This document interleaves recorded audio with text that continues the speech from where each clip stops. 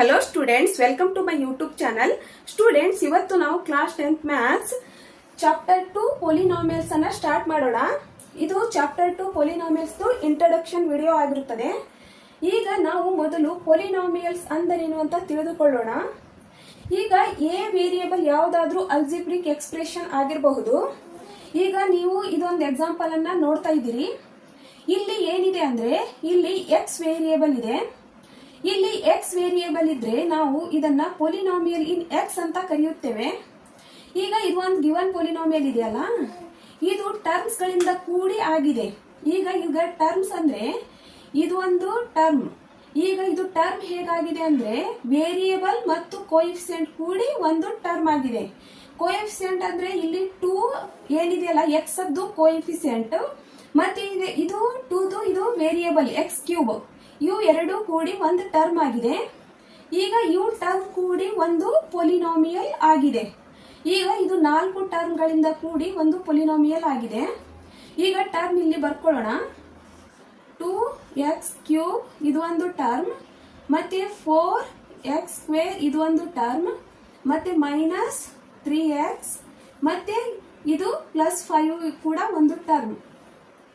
ಈಗ ಇವು ಟರ್ಮ್ ಹೇಗಾಗಿದೆ ಅಂತ ನಿಮ್ಗೆ ಆಲ್ರೆಡಿ ಹೇಳಿದೆ. ಏನಂತ, ಇಲ್ಲಿ 2 ಮತ್ತು 2 ಏನಿದೆಯಲ್ಲ ಇದು ಕೋಎಫಿಷಿಯಂಟ್ ಮತ್ತು ವೇರಿಯೇಬಲ್ ಎರಡೂ ಕೂಡಿ ಒಂದು ಟರ್ಮ್ ಆಗಿರುತ್ತದೆ. ಈಗ ಇದು ಕೋಎಫಿಷಿಯಂಟ್ ಏನಿದೆ 2 ಇದೆ. ಇದರಲ್ಲಿ ಕೋಎಫಿಷಿಯಂಟ್ ಎಷ್ಟಿದಾವಂತ ನೋಡೋಣ. 2, 4, -3 ಮತ್ತೆ +5 ಇದೆ.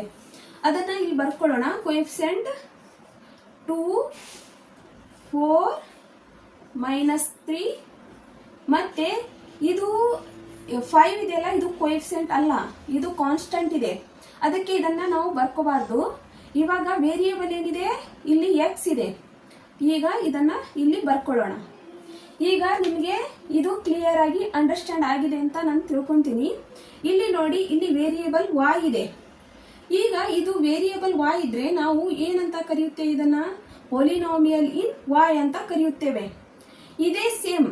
ಈಗ ಇದು ಕೋಎಫಿಷಿಯಂಟ್ ಇದೆ, ಇಲ್ಲಿ ವೇರಿಯೇಬಲ್ y ಕ್ಯೂಬ್ ಇದೆ. ಇವು ಎರಡೂ ಕೂಡಿ ಒಂದು ಟರ್ಮ್ ಆಗಿರುತ್ತದೆ. ಕೋಎಫಿಷಿಯಂಟ್ ಮತ್ತು ವೇರಿಯೇಬಲ್ ಕೂಡಿ ಒಂದು ಟರ್ಮ್ ಆಗಿರುತ್ತದೆ. ಇದು ಕೂಡ 4 ಟರ್ಮ್ ಗಳಿಂದ ಒಂದು ಪೊಲಿನಾಮಿಯಲ್ ಆಗಿದೆ. ಇಲ್ಲಿ ಏನ್ ಡಿಫರೆನ್ಸ್ ಇದೆ ಅಂದ್ರೆ ಇಲ್ಲಿ ವೇರಿಯೇಬಲ್ ಎಕ್ಸ್ ಇದೆ, ಇಲ್ಲಿ ವೇರಿಯೇಬಲ್ y ಇದೆ. ಈಗ ವೇರಿಯೇಬಲ್ ಆಗಿ ಯಾವುದಾದ್ರೂ ಎ ಮತ್ತೆ ಬಿ ಯಾವುದಾದ್ರೂ ನಾವು ಅಲ್ಜಿಬ್ರಿಕ್ ಎಕ್ಸ್ಪ್ರೆಷನ್ ಅನ್ನ ಇಲ್ಲಿ ಬರೀಬಹುದು. ಈಗ ಇಲ್ಲಿ ವೇರಿಯೇಬಲ್ ಆಗಿ ನಾವು ABCD ಯಾವುದಾದ್ರೂ ತಗೋಬಹುದು. ಈಗ ಇಲ್ಲಿ ವೇರಿಯೇಬಲ್ y ಇದೆ, ಅದಕ್ಕೆ ಇದನ್ನ ಪೊಲಿನಾಮಿಯಲ್ ಇನ್ y ಅಂತ ಕರೆಯುತ್ತೇವೆ. ಈಗ ಫಸ್ಟ್ ಪಾರ್ಟ್ ಏನ್ ಕೊಟ್ಟಿದ್ದಾರೆ ಅಂತ ನೋಡೋಣ. Types of polynomials on basis of number of terms ಅಂತ ಕೊಟ್ಟಿದ್ದಾರೆ. ಅಂದ್ರೆ ನಾವು ಟರ್ಮ್ ಗಳ ಆಧಾರದ ಮೇಲೆ ಈ ಪೊಲಿನಾಮಿಯಲ್ ಯಾವ ಟೈಪ್ ಅದ್ದಾಗಿದೆ ಅಂತ ಈಸಿಯಾಗಿ ಐಡೆಂಟಿಫೈ ಮಾಡಬಹುದು. ಈಗ ಇವು ಎಕ್ಸಾಂಪಲ್ ಗಳನ್ನ ನಾವು ನೋಡೋಣ. ಇದು ಒಂದು ಎಕ್ಸಾಂಪಲ್ ನೋಡಿ. ಈಗ ಇದು ಕೋಎಫಿಷಿಯಂಟ್ ಮತ್ತು ವೇರಿಯೇಬಲ್ ಕೂಡಿ ಒಂದು ಟರ್ಮ್ ಆಗಿದೆ. ಇಲ್ಲಿ ಏನಿದೆ, ಒಂದೇ ಒಂದು ಟರ್ಮ್ ಇದೆ. ಅದಕ್ಕೆ ನಾವು ಇದನ್ನ ಮೊನೋಮಿಯಲ್ ಅಂತ ಕರೆಯುತ್ತೇವೆ. ಮೋನೋ ಅಂದ್ರೇನು, ಒಂದು. ಈಗ ನೆಕ್ಸ್ಟ್ ಎಕ್ಸಾಂಪಲ್ ಅನ್ನ ನೋಡೋಣ. ಇಲ್ಲಿ ಇದು 2 ಟರ್ಮ್ ಇಂದ ಕೂಡಿ ಒಂದು ಪೊಲಿನಾಮಿಯಲ್ ಆಗಿದೆ. 2 ಟರ್ಮ್ ಇದ್ರೆ ನಾವು ಅದನ್ನ ಬೈನೋಮಿಯಲ್ ಅಂತ ಕರೆಯುತ್ತೇವೆ. ಈಗ ನೆಕ್ಸ್ಟ್ ಎಕ್ಸಾಂಪಲ್ ಅಲ್ಲಿ 3 ಟರ್ಮ್ ಗಳಿವೆ. ಅದಕ್ಕೆ ನಾವು ಇದನ್ನ ಟ್ರೈನೋಮಿಯಲ್ ಅಂತ ಕರೆಯುತ್ತೇವೆ. ಮೋನೋ ಅಂದ್ರೆ 1, ಬೈ ಅಂದ್ರೆ 2, ಮತ್ತೆ ಟ್ರೈ ಅಂದ್ರೆ 3. ಈಗ 1 ಟರ್ಮ್ ಇದ್ರೆ ಮೊನೋಮಿಯಲ್, ಮತ್ತೆ 2 ಟರ್ಮ್ ಇದ್ರೆ ಬೈನೋಮಿಯಲ್, ಮತ್ತೆ 3 ಟರ್ಮ್ ಇದ್ರೆ ಟ್ರೈನೋಮಿಯಲ್. ಈಗ ಇದು 4 ಟರ್ಮ್ ಗಳಿಂದ ಕೂಡಿ ಒಂದು ಪೊಲಿನಾಮಿಯಲ್ ಆಗಿದೆ. ಈಗ 4 ಟರ್ಮ್ ಗಳಿಂದ ಕೂಡಿ ಇದು ಒಂದು ಪೊಲಿನಾಮಿಯಲ್ ಆಗಿದೆಯಲ್ಲ, ಇದಕ್ಕೆ ಸ್ಪೆಸಿಫಿಕ್ ನೇಮ್ ಏನ್ ಇರುವುದಿಲ್ಲ. ಇದನ್ನು ನಾವು ಕಾಮನ್ ಆಗಿ ಪೊಲಿನಾಮಿಯಲ್ ಅಂತ ಕರೆಯುತ್ತೇವೆ. ಈಗ 4ಕ್ಕಿಂತ ಇನ್ನೂ ಹೆಚ್ಚಿಗೂ ಇರಬಹುದು ಟರ್ಮ್ಸ್ ಗಳು, ಅದನ್ನ ನಾವು ಕಾಮನ್ ಆಗಿ ಪೊಲಿನಾಮಿಯಲ್ ಅಂತಾನೆ ಕರೆಯುತ್ತೇವೆ. ಈಗ ನೆಕ್ಸ್ಟ್ ಪಾರ್ಟ್ ಅನ್ನ ನೋಡೋಣ. Degree name of polynomial on basis of degree ಅಂತ ಇದೆ. ಈಗ ಇಲ್ಲಿ ನೀವು ಎಕ್ಸಾಂಪಲ್ ಗಳನ್ನ ನೋಡ್ತಿರಬಹುದು. ಇಲ್ಲಿ ಡಿಗ್ರಿ ಆಫ್ ಪೊಲಿನಾಮಿಯಲ್ ಅಂದ್ರೆ ಏನಿದೆ ಅಂತ ನೋಡೋಣ. ಮೊದಲು highest power of variable polynomial ಅಂತ ಇದೆ. ಈಗ ಈ ಎಕ್ಸಾಂಪಲ್ ಗಳನ್ನ ನೋಡೋಣ. ಇದ್ರ ಮುಖಾಂತರ ನಿಮ್ಗೆ ಇನ್ನೂ ಕ್ಲಿಯರ್ ಆಗಿ ಅಂಡರ್ಸ್ಟ್ಯಾಂಡ್ ಆಗುತ್ತೆ. ಇಲ್ಲಿ 5x + 7 ಇದೆ. ಇಲ್ಲಿ ಇದರ ಪವರ್ ಅಲ್ಲಿ ಏನಿದೆ, x ರೆಷ್ಟು ಏನೂ ಇಲ್ಲ ಅಂದ್ರೆ 1 ಇರುತ್ತದೆ. ಈ ಏನ್ ಕೊಟ್ಟಿದ್ದಾರೆ, highest power of variable polynomial ಅಂತ ಕೊಟ್ಟಿದ್ದಾರೆ. ಅದಕ್ಕೆ ಇಲ್ಲಿ ಹೈಯೆಸ್ಟ್ ಪವರ್ ಏನಿದೆ, 1 ಇದೆ. ಏನು ಇಲ್ಲ ಅಂದ್ರೆ ಏನಿರುತ್ತೆ, 1 ಇದ್ದೇ ಇರುತ್ತದೆ. ಅದಕ್ಕೆ ಇದರ ಡಿಗ್ರಿ ಏನಾಯ್ತು, 1 ಆಯ್ತು. ಅದಕ್ಕೆ ನಾವು ಇದನ್ನ ಡಿಗ್ರಿ 1 ಬಂದ್ರೆ ನಾವು ಅದನ್ನ ಲೀನಿಯರ್ ಪೊಲಿನೋಮಿಯಲ್ ಅಂತ ಕರೆಯುತ್ತೇವೆ. ಈಗ ನೆಕ್ಸ್ಟ್ ಎಕ್ಸಾಂಪಲ್ ಅನ್ನ ನೋಡೋಣ. ಇಲ್ಲಿ ಹೈಯೆಸ್ಟ್ ಪವರ್ ಏನಿದೆ, 2 ಇದೆ. ಇಲ್ಲಿ 1 ಇದೆ, ಇಲ್ಲಿ 2 ಇದೆ. ಅದಕ್ಕೆ ನಾವು ಯಾವಾಗಲೂ ಹೈಯೆಸ್ಟ್ ಪವರ್ ಇದ್ದದ್ದನ್ನೇ ನಾವು ಇಲ್ಲಿ ಐಡೆಂಟಿಫೈ ಮಾಡಬೇಕಾಗುತ್ತದೆ. ಈಗ ಇದರ ಡಿಗ್ರಿ 2 ಬಂದಿದೆ. ಅದಕ್ಕೆ ನಾವು ಇದನ್ನ ಕ್ವಾಡ್ರಾಟಿಕ್ ಪೊಲಿನೋಮಿಯಲ್ ಅಂತ ಕರೆಯುತ್ತೇವೆ. ಈಗ ನೆಕ್ಸ್ಟ್ ಎಕ್ಸಾಂಪಲ್ ಅಲ್ಲಿ ಹೈಯೆಸ್ಟ್ ಪವರ್ ಏನಿದೆ, 3 ಇದೆ. ಇಲ್ಲಿ 2 ಇದೆ. ಅದಕ್ಕೆ ನಾವು ಇದನ್ನ ಕ್ವಾಡ್ರಾಟಿಕ್ ಪೊಲಿನೋಮಿಯಲ್ ಅಂತ ಕರೆಯುತ್ತೇವೆ. ಹೈಯೆಸ್ಟ್ ಪವರ್ 2 ಇದ್ರೆ ಅದರ ಡಿಗ್ರಿ 2 ಬರುತ್ತದೆ. ಈಗ ಹೈಯೆಸ್ಟ್ ಪವರ್ 3 ಇದ್ರೆ ಅದರ ಡಿಗ್ರಿ 3 ಬರುತ್ತದೆ. ಅದನ್ನ ನಾವು ಕ್ಯೂಬಿಕ್ ಪೊಲಿನೋಮಿಯಲ್ ಅಂತ ಕರೆಯುತ್ತೇವೆ. ಈಗ ನಿಮ್ಗೆ ಡಿಗ್ರಿ 1 ಬಂದ್ರೆ ಲೀನಿಯರ್ ಪೊಲಿನೋಮಿಯಲ್ ಅಂತ ಕರೆಯುತ್ತೇವೆ. ಹೈಯೆಸ್ಟ್ ಪವರ್ ನೋಡಿ ಅದರ ಡಿಗ್ರಿಯನ್ನ ಬರಿಬೇಕು. ಇದರ ಹೈಯೆಸ್ಟ್ ಪವರ್ 2 ಇದೆ, ಅದಕ್ಕೆ ಡಿಗ್ರಿ 2 ಇದೆ. ಅದಕ್ಕೆ ಕ್ವಾಡ್ರಾಟಿಕ್ ಪೊಲಿನೋಮಿಯಲ್ ಅಂತ ಕರೆಯುತ್ತೇವೆ. ಹೈಯೆಸ್ಟ್ ಡಿಗ್ರಿ 3 ಇದೆ, ಅದಕ್ಕೆ ಇದರ ಹೈಯೆಸ್ಟ್ ಪವರ್ 3 ಇದೆ. ಅದಕ್ಕೆ ಇದರ ಡಿಗ್ರಿ 3 ಬಂದಿದೆ. ಅದಕ್ಕೆ ನಾವು ಇದನ್ನ ಕ್ಯೂಬಿಕ್ ಪೊಲಿನೋಮಿಯಲ್ ಅಂತ ಕರೆಯುತ್ತೇವೆ. ಈಗ ಇದು ಕೂಡ ನಿಮ್ಗೆ ಕ್ಲಿಯರ್ ಆಗಿ ಅಂಡರ್ಸ್ಟ್ಯಾಂಡ್ ಆಗಿದೆ ಅಂತ ನಾನು ಭಾವಿಸ್ತೀನಿ. ಈಗ ಥರ್ಡ್ ಪಾರ್ಟ್ ಅನ್ನ ನೋಡೋಣ. ಇಲ್ಲಿ ಜೀರೋಸ್ ಆಫ್ ಪೊಲಿನೋಮಿಯಲ್ ಅಂತ ಕೊಟ್ಟಿದ್ದಾರೆ. ಜೀರೋಸ್ ಆಫ್ ಪೊಲಿನೋಮಿಯಲ್ ಅಂದ್ರೆ ಏನಂತ ತಿಳಿದುಕೊಳ್ಳೋಣ.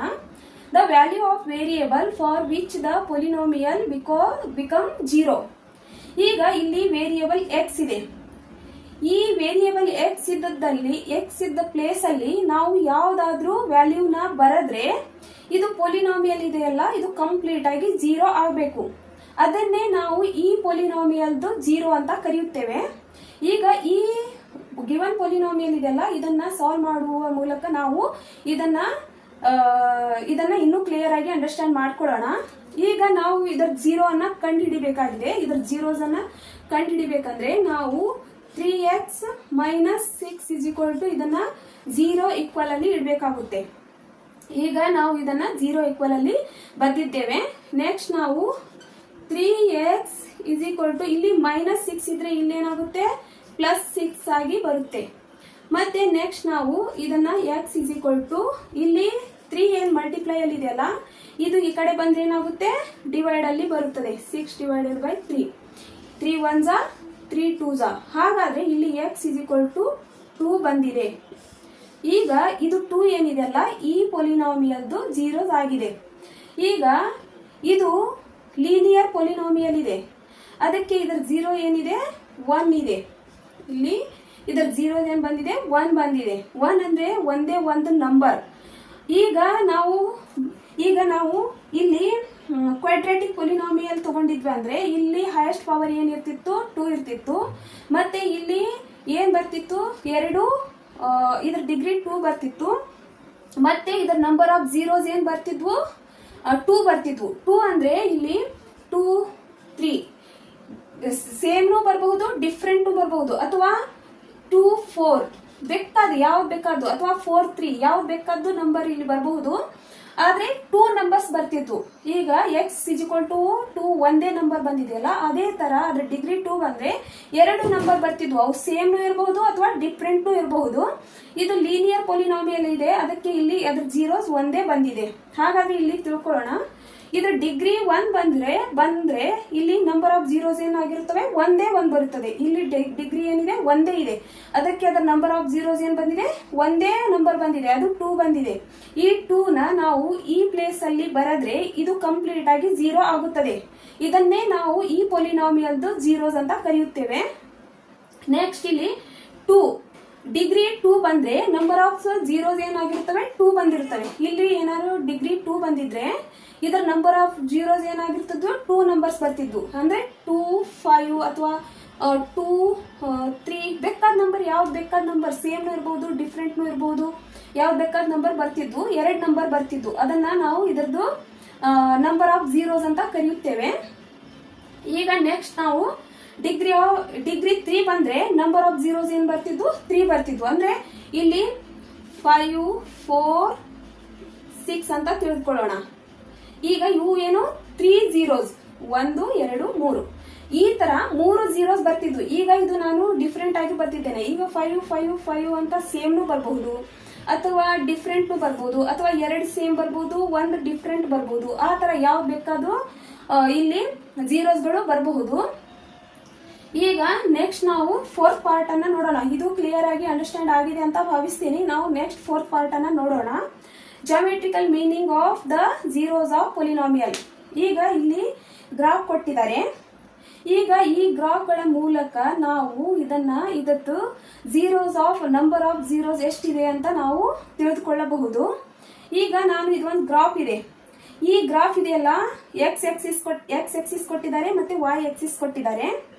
ಈಗ ಇದು ಏನಿದೆಯಲ್ಲ, ಈ ಗ್ರಾಫ್ ಅಲ್ಲಿ ನಾವು ಯಾವಾಗ್ಲೂ ಎಕ್ಸ್ ಎಕ್ಸಿಸ್ ಅಲ್ಲಿ ಒಂದು ಲೈನ್ ಅನ್ನು ಎಳೆದಾಗ ಎಕ್ಸ್ ಎಕ್ಸಿಸ್ ಅಲ್ಲಿ ಒಂದು ಲೈನ್ ಎಷ್ಟು ಸಲ ಕಟ್ ಮಾಡಿ ಮುಂದೆ ಹೋಗಿರುತ್ತದಲ್ಲ, ಅದೇ ಇದು ಈ ಗ್ರಾಫ್ ಅದ್ದು ನಂಬರ್ ಆಫ್ ಜೀರೋಸ್ ಆಗಿರುತ್ತದೆ.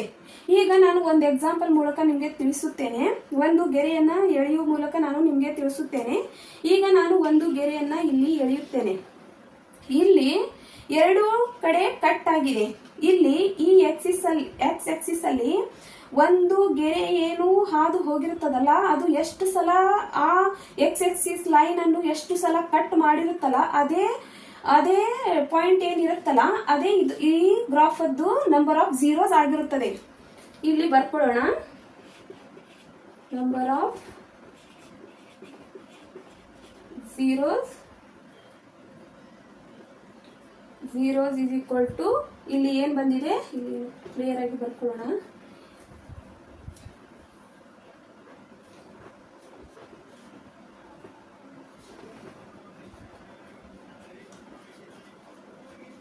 ಇದರ ನಂಬರ್ ಆಫ್ ಜೀರೋಸ್ ಏನ್ ಬಂದಿದೆ 2 ಪಾಯಿಂಟ್ ಬಂದಿದೆ. ಇಲ್ಲಿ ಬರ್ಕೊಳ್ಳೋಣ. ಮತ್ತೆ ನಾನು ನೆಕ್ಸ್ಟ್ ಇಲ್ಲಿ ಇನ್ನೊಂದು ಲೈನ್ ಎಳೆಯುವ ಮೂಲಕ ಈ ಗ್ರಾಫ್ ಅದ್ದು ತಿಳಿಸುತ್ತೇನೆ. ಈಗ ಇಲ್ಲಿ ಎಕ್ಸ್ ಎಕ್ಸಿಸ್ ಅನ್ನು ಒಂದೇ ಸಲ ಕಟ್ ಮಾಡಿದೆ. ಇಲ್ಲಿ ವೈ ಎಕ್ಸಿಸ್ ಅನ್ನು ಕಟ್ ಮಾಡಿದ್ದನ್ನು ನಾವು ಮೆನ್ಷನ್ ಮಾಡಬಾರ್ದು. ಇಲ್ಲಿ ಎಕ್ಸ್ ಎಕ್ಸಿಸ್ ಅನ್ನು ಕಟ್ ಮಾಡಿದ್ದನ್ನು ಮಾತ್ರ ಮೆನ್ಷನ್ ಮಾಡಬೇಕು. ಇದು ನಿಮ್ಗೆ 2.1 ಕ್ವಶನ್ ನಂಬರ್ 1 ನಲ್ಲಿ 2.1 ನಲ್ಲಿ ಕ್ವಶನ್ ನಂಬರ್ 1 ಮಾತ್ರ ಒಂದೇ ಒಂದು ಕ್ವಶನ್ ಕೇಳಿದ್ದಾರೆ. ಈಗ ಇದನ್ನ ನೀವು ಇದು ಏನಿದೆಯಲ್ಲ, ಇದು ಎಲ್ಲ 9th ಬೇಸಿಕ್ ಇದೆ. ಈಗ ನಿಮ್ಗೆ 10th ಅಲ್ಲಿ ಒಂದೆರಡು ಟಾಪಿಕ್ ಅಷ್ಟೇ ಡಿಫ್ರೆಂಟ್ ಆಗಿ ಬಂದಿದಾವೆ. ಇಲ್ಲಿ ಒಂದೇ ಸಲ ಕಟ್ ಮಾಡಿ ಹೋಗಿದೆ ಎಕ್ಸ್ ಎಕ್ಸಿಸ್ ಅನ್ನು. ಅದಕ್ಕೆ ಇದರ ನಂಬರ್ ಆಫ್ ಜೀರೋಸ್ ಏನು 1 ಮಾತ್ರ.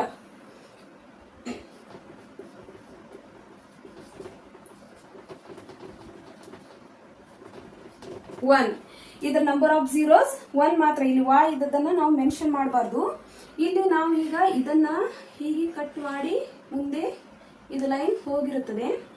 ಇಲ್ಲಿ 1 2 ಮತ್ತೆ ಇಲ್ಲಿ 3 ಮತ್ತೆ ಇಲ್ಲಿ ಜಸ್ಟ್ ಟಚ್ ಮಾಡಿ ಹೋಗಿದೆ. ಟಚ್ ಮಾಡಿ ಹೋದ್ರೂ ಕೂಡ ನಾವು ಅದನ್ನ ಮೆನ್ಷನ್ ಮಾಡಬೇಕಾಗುತ್ತೆ.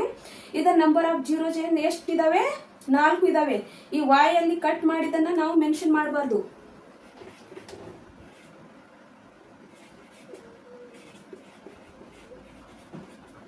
ಇಸ್ ಈಕ್ವಲ್ ಟು ಇಲ್ಲಿ ಎಷ್ಟಿದಾವೆ 4 ಪಾಯಿಂಟ್ಸ್. 4 ಸಲ ಕಟ್ ಮಾಡಿದೆ. ಇದು ಎಕ್ಸ್ ಎಕ್ಸಿಸ್ ಅನ್ನು 4 ಸಲ ಕಟ್ ಮಾಡಿದೆ. ಅದಕ್ಕೆ ಇದರ ನಂಬರ್ ಆಫ್ ಜೀರೋಸ್ ಏನು 4. ಮತ್ತೆ ಈಗ ನಾವು ನೆಕ್ಸ್ಟ್ ಇಲ್ಲಿ ಈಗ ಇದು ಒಂದು ಗ್ರಾಫ್ ಅನ್ನ ನಾನು ಎಳೆದಿದ್ದೇನೆ. ಇದು ಎಕ್ಸ್ ಎಕ್ಸಿಸ್ ಅನ್ನ ಟಚ್ ಮಾಡಿಲ್ಲ, ಜಸ್ಟ್ ವೈ ಎಕ್ಸಿಸ್ ಅನ್ನ ಟಚ್ ಮಾಡಿ ಇಲ್ಲೇ ಸ್ಟಾಪ್ ಆಗಿದೆ. ಹಾಗಾದ್ರೆ ಇದರ ನಂಬರ್ ಆಫ್ ಜೀರೋಸ್ ಏನಾಗಿರುತ್ತದಂದ್ರೆ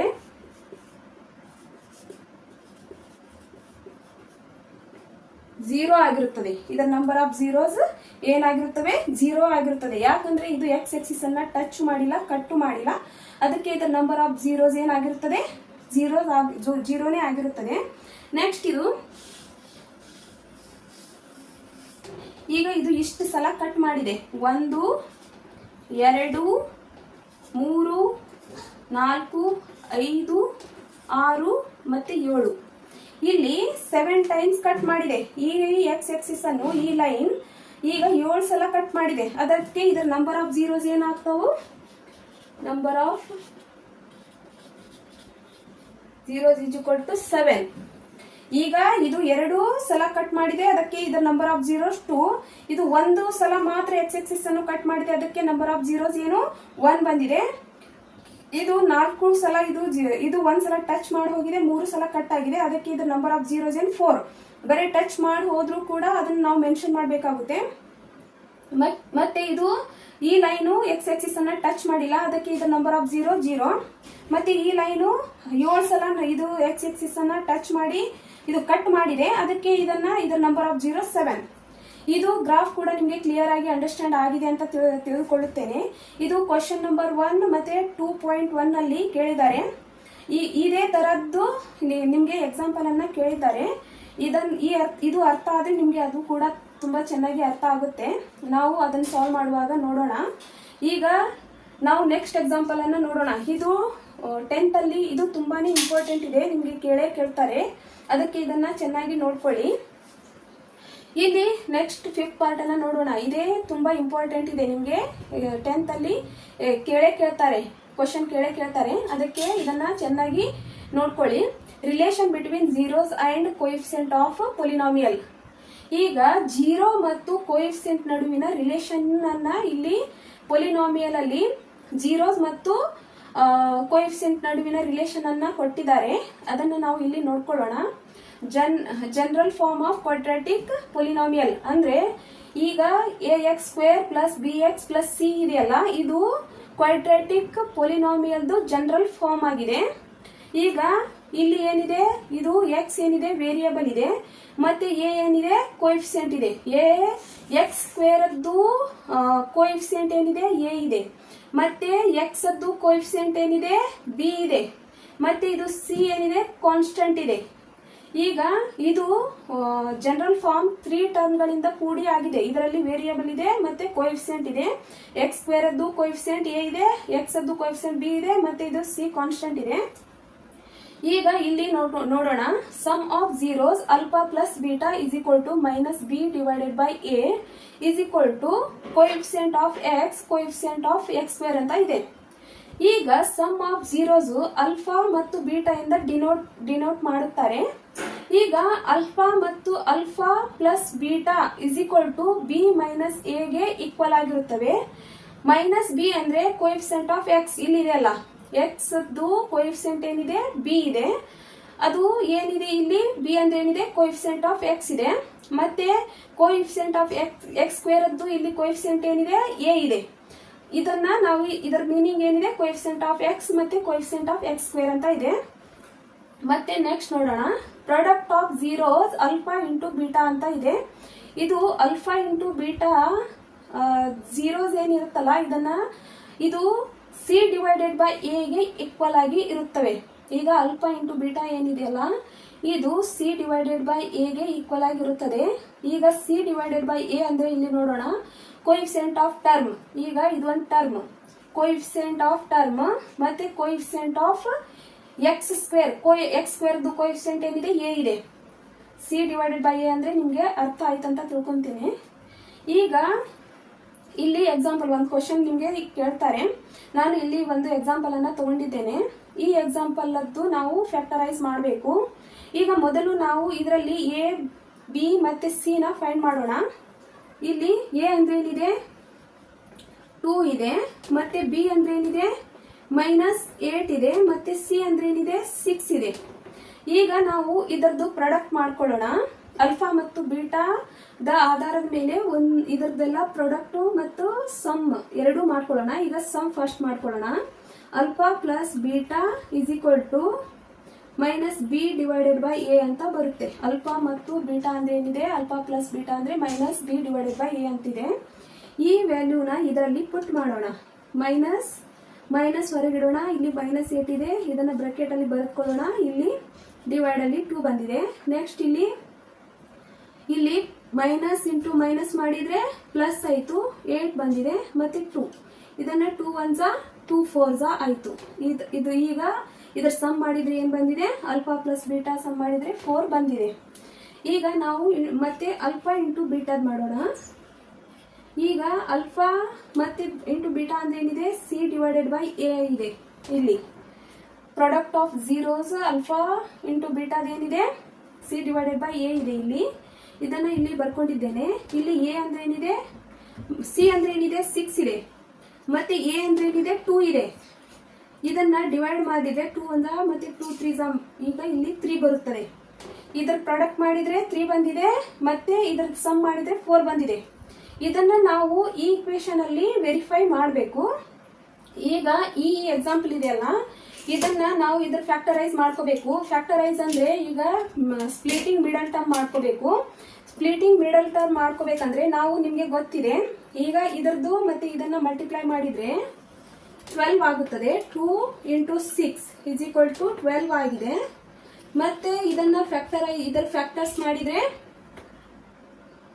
2 6 12 ಮತ್ತೆ 2 3 ಮತ್ತೆ 3 1. ಈಗ ಇವು ಎರಡು ಟರ್ಮ್ ನಾನು ಒಂದ್ ಕಡೆ ತಗೊಳ್ಳುತ್ತೇನೆ. ಇಲ್ಲಿ ಇದ್ರ ಪ್ರಾಡಕ್ಟ್ ಮಾಡಿದ್ರೆ 6 ಬಂದಿದೆ, ಇದು 2, ಇದು 1 ತಗೊಳ್ತೇನೆ. ಇವು ಎರಡನ್ನು ನಾನು ಇದು ಎರಡರದ್ದು ಸಮ್ ಮಾಡಿದ್ರೆ -2 ಮತ್ತೆ -6 ಅಂತ ತಗೊಳ್ಳುತ್ತೇನೆ. ಎರಡರದ್ದು ಸಮ್ ಮಾಡಿದ್ರೆ ಇಲ್ಲಿ -8 ಬರಬೇಕು. ಅದನ್ನೇ ನಾನು ಇಲ್ಲಿ -2x ಅಂತ ಬರೆದುಕೊಳ್ಳುತ್ತೇನೆ, ಮತ್ತೆ ಇಲ್ಲಿ 6x ಅಂತ ಬರೆದುಕೊಳ್ಳುತ್ತೇನೆ. ನಾವು ಇದನ್ನ 2 ಮತ್ತು 6 ಅನ್ನ ಮಲ್ಟಿಪ್ಲೈ ಮಾಡಿದ್ರೆ 12 ಬಂದಿದೆ. ಅದರದ್ದು ಪ್ರೈಮ್ ಫ್ಯಾಕ್ಟರ್ಸ್ ಮಾಡ್ಕೊಂಡಿದ್ದೇವೆ. ಪ್ರೈಮ್ ಫ್ಯಾಕ್ಟರ್ಸ್ ಮಾಡಿದ್ರೆ ನಾನು 2 ಮತ್ತು 3 ನ ಒಂದ್ ಕಡೆ ತಗೊಳ್ಳುತ್ತೇನೆ, ಮತ್ತೆ 2 ನ ಒಂದ್ ಕಡೆ ತಗೊಳ್ಳುತ್ತೇನೆ. ಇದನ್ನ ನಾವು ಮಲ್ಟಿಪ್ಲೈ ಮಾಡಿದ್ರೆ 6 ಬಂದಿದೆ. ಈಗ ನಾವು ಇದನ್ನ -2 ಇದನ್ನ ಮಲ್ಟಿಪ್ಲೈ ಮಾಡಿದ್ರೆ 12 ಬರುತ್ತದೆ. 6 × 2 ಮಲ್ಟಿಪ್ಲೈ ಮಾಡಿದ್ರೆ 12 ಬರುತ್ತದೆ. ಮತ್ತೆ ಇದನ್ನ ಸಮ್ ಮಾಡಿದ್ರೆ 8 ಬರುತ್ತದೆ. ಅದಕ್ಕೆ ಇಲ್ಲಿ 2x - 6x ಅಂತ ಇಲ್ಲಿ ನಾನು ಇದರದ್ದು ಪ್ರೈಮ್ ಫ್ಯಾಕ್ಟರ್ ಫ್ಯಾಕ್ಟರೈಸ್ ಮಾಡ್ಕೊಂಡಿದ್ದೇನೆ. ಇದನ್ನ ನಾವು ಇಲ್ಲಿ ಬರೆದುಕೊಳ್ಳೋಣ. 2x² - 2x ಅಂದ್ರೆ middle term, splitting of middle term ಅಂದ್ರೆ ಹೀಗೆ ಇರುತ್ತದೆ. ಇದೇ ಸ್ಟೆಪ್ ಇಂದ ನಾವು ಮಾಡಬೇಕಾಗುತ್ತೆ. -6x + 6. ಈಗ ನಾನು ಇದರಲ್ಲಿ 2x ನ ಕಾಮನ್ ತಗೋತಾ ಇದ್ದೀನಿ. 2x ನ ಕಾಮನ್ ತಗೊಳ್ಳೋಣ. ಮತ್ತೆ ಇಲ್ಲಿ ಏನು ಉಳಿತು? x ಉಳಿತು. ಮತ್ತೆ ಇಲ್ಲಿ 2x ಅನ್ನ ನಾವು ಕಂಪ್ಲೀಟ್ ಆಗಿ ಕಾಮನ್ ಆಗಿ ತಗೊಂಡಿದ್ದೇವೆ ಅಂದ್ರೆ ಇಲ್ಲಿ 1 ಬರ್ತದೆ, -1 ಮಾತ್ರ ಬರ್ತದೆ. ಇಲ್ಲಿ x -1 ಬಂದಿದೆ. ಈಗ ಇಲ್ಲಿ -6 ನ ಇಲ್ಲಿನೂ 6 ಇದೆ, ಇಲ್ಲಿನೂ 6 ಇದೆ. ಅದಕ್ಕೆ ನಾನು -6 ನ ಕಾಮನ್ ತಗೋತಾ ಇದ್ದೀನಿ. ಇದು ಮೈನಸ್ ಇಂದ ಪ್ರಾಡಕ್ಟ್ ಮಾಡಿದ್ರೆ ಪ್ಲಸ್ ಆಗಿರುತ್ತದೆ. ಅದಕ್ಕೆ ನಾನು ಇಲ್ಲಿ x ಇಲ್ಲಿ ಮೈನಸ್ ತಗೋತಾ ಇದ್ದೀನಿ, 1 ಮೈನಸ್ ತಗೋತಾ ಇದ್ದೀನಿ, 1 ಮೈನಸ್ ಹೊರಗಿದೆ. ಈಗ ಇಲ್ಲಿ 6 ನಾನು ಕಾಮನ್ ತಗೊಂಡ್ರೆ ಇಲ್ಲಿ 1 ಬರುತ್ತದೆ. ಈಗ ಇಲ್ಲಿನೂ ಸೇಮ್ ಬಂದಿದೆ, ಇದು ಕೂಡ ಸೇಮ್ ಬಂದಿದೆ. ನಾವು ಕರೆಕ್ಟ್ ಆಗಿ ಮಾಡಿದ್ರೆ ಇದು ಸೇಮ್ ಬರುತ್ತದೆ.